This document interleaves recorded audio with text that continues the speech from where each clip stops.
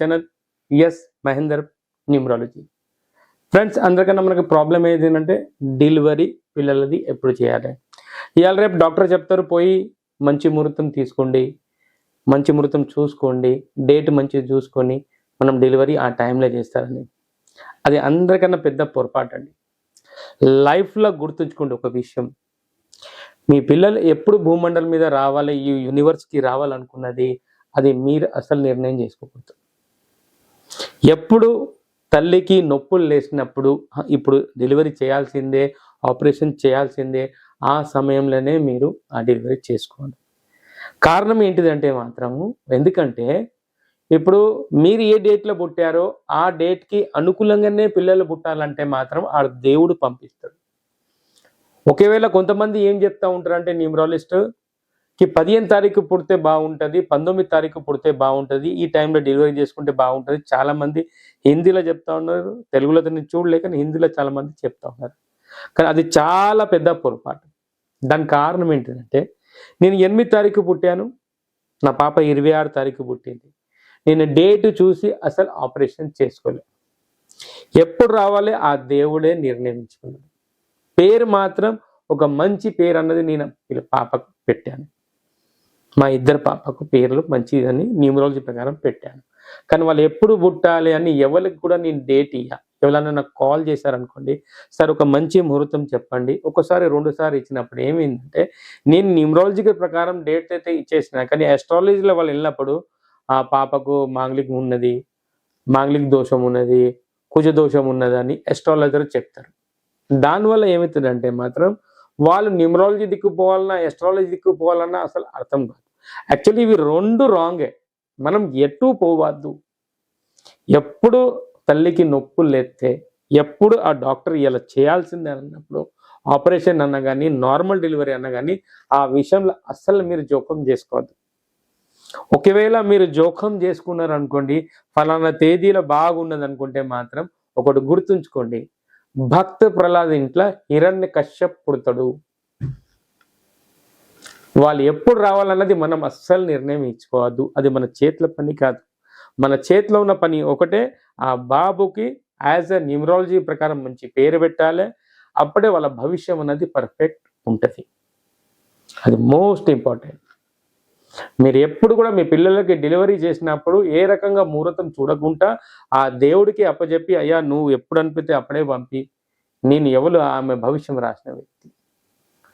వాళ్ళకి దొరికిన date of birth దాన్ని ఒక ఓటీపీ లాగా మనం చూసేసి ఆ డేట్ ఆఫ్ బర్త్ ప్రకారం మనం పిల్లల పేరు పెడితే మాత్రం ఆ పిల్లల భవిష్యం చాలా బాగుంటుంది. కానీ మళ్ళీ ఒకసారి అదే చెప్తాను, మీరు అస్సలు ఒక మంచి ముహూర్తం చూసుకొని పిల్లల డెలివరీ చేపియబాగండి. ఎందుకంటే మాత్రం 6 తారీఖు అమ్మ నాన్న పుట్టి ఉండి పిల్లగాడు 1వ తారీఖు పుట్టాడు అనుకోండి, అమ్మ నాన్న మాటలు అస్సలు విన్నాడు.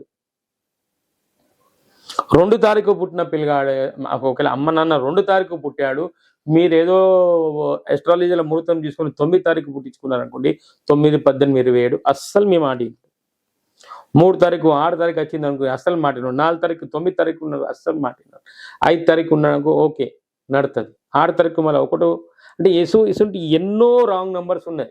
మీరు పోయి డేట్ చూసి నేను మా బాబుకి ముహూర్తం పెడతా జన్మించేదానికంటే మాత్రం అన్నీ రాంగ్ అయిపోతాయి.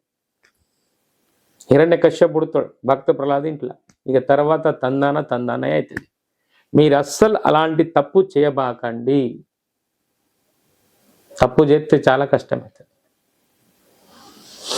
ఇది మీకు పిల్లల డెలివరీ గురించి చెప్పాను. ఇంకొకటి ఏంటంటే, A to Z వరకు ఏ అక్షరానా పర్వాలేదు పేరు పెట్టడానికి.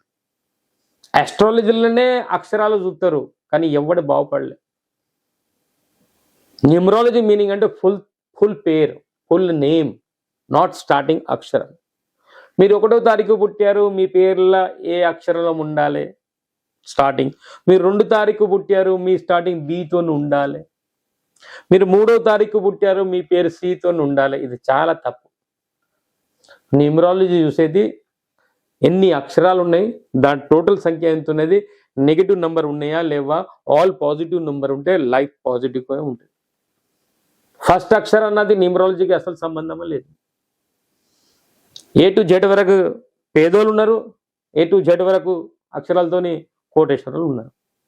దానికి ఎలాంటి సంబంధం లేదు. ఈ అక్షరాల వాళ్ళు కోటేశ్వరులు ఎత్తరు, ఈ అక్షరాల వాళ్ళు బేదోళ్ళు ఎత్తరు, అలాంటి ఏం లేదు. ఇవన్నీ బోగస్.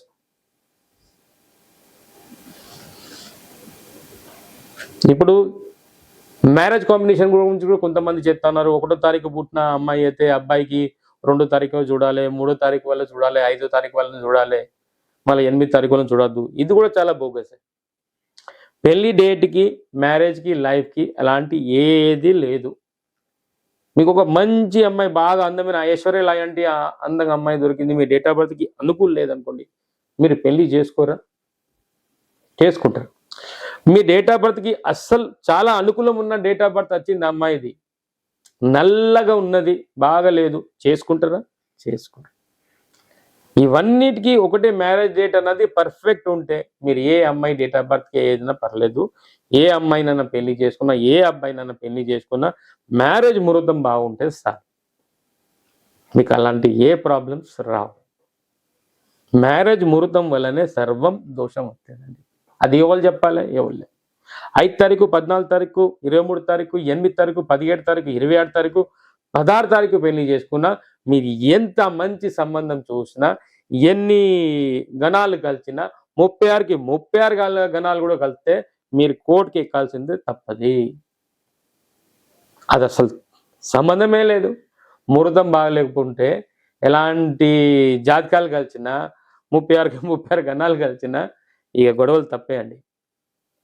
దాని గురించి నేను చెప్పేది ఏంటంటే మాత్రం కంపల్సరీ మనం జీవితంలో చూసుకోవాల్సింది మ్యారేజ్ ముహూర్తమే. అది చాలా మోస్ట్ ఇంపార్టెంట్. పిల్లల భవిష్యం బాగుండాలంటే వాళ్ళ పేరు బాగుండాలి, వాళ్ళ మొబైల్ నెంబర్ బాగుండాలి, వాళ్ళ పెళ్లి డేట్ బాగుండాలి. అప్పుడే వాళ్ళ లైఫ్ అన్నది చాలా బాగుంటుంది. మళ్ళీ ఒకసారి చెప్తానా, మీ పిల్లలకు డెలివరీ టైంలో అస్సలు ముహూర్తం చూడకుండానే మీరు పాపని జన్మించాలి. ఎప్పుడు తల్లికి నొప్పులు వచ్చినా, ఎప్పుడు డాక్టర్ చెప్పినప్పుడే మీరు ఆపరేషన్ అయినా, నార్మల్ డెలివరీ అయినా ఆ డాక్టర్ మీదనే వదిలేయాలి. నేను ఈ ముహూర్తం చూసి వచ్చినా అండి, ఈ ముహూర్తం రోజే మా పాపకు డెలివరీ కావాలి, మా బాబు డెలివరీ కావాలంటే మాత్రం మీకు ముందు చాలా కష్టాలు ఉంటాయి. అదే కనుక మనకు ఎగ్జాంపుల్ చూపించింది అదే భక్త ప్రహ్లాదును హిరణ్యకశ్యప్. అపోజిట్ డేట్ ఆఫ్ బర్త్లో పుడితే అయ్య కొడుకులు అస్సలు మాట వినరు. వెనుకనే అవి కాలం మీద వదిలేస్తే మాత్రం మీ పిల్లల భవిష్యం బాగుంటుంది. ఓన్లీ మీరు చేయాల్సింది ఏంటంటే పుట్టిన బాబుకైనా పాపకైనా మంచి పేరు పెట్టాలి. మంచి పేరు పెట్టారనుకోండి, ఒక అద్భుతమైన లైఫ్ ఉంటుంది పిల్లలకి. అది మోస్ట్ ఇంపార్టెంట్. ఎన్ని మేకలు కోసావా, ఎంత పెద్ద చేసావా అన్నది ఇంపార్టెంట్ కాదు. పేరు, ఒక మంచి పేరు పెట్టండి పిల్లలకు, వాళ్ళ భవిష్యం చాలా బాగుంటుంది. ఇది మోస్ట్ ఇంపార్టెంట్. ఇదండి నేను చెప్పేది. ఇవ్వాలా మీకు డెలివరీ టైంలో అసలు ముహూర్తాలు చూడద్దు. ఏదైనా ఇంపార్టెంట్ పెళ్లి ముహూర్తమే, ఏ అక్షరతన పేరైనా పర్వాలేదు, అందరు రిచ్ అండ్ పూర్ ఉంటారు. టోటల్ పేరు న్యూమరాలజీ ప్రకారం ఉంటే 100% రిచ్ అవుతారు. అది మోస్ట్ ఇంపార్టెంట్. ఓకే అండి, నా వీడియో నచ్చితే compulsory like, share and subscribe చేయండి. థ్యాంక్ యూ అండి. నమస్తే అండి. Take care.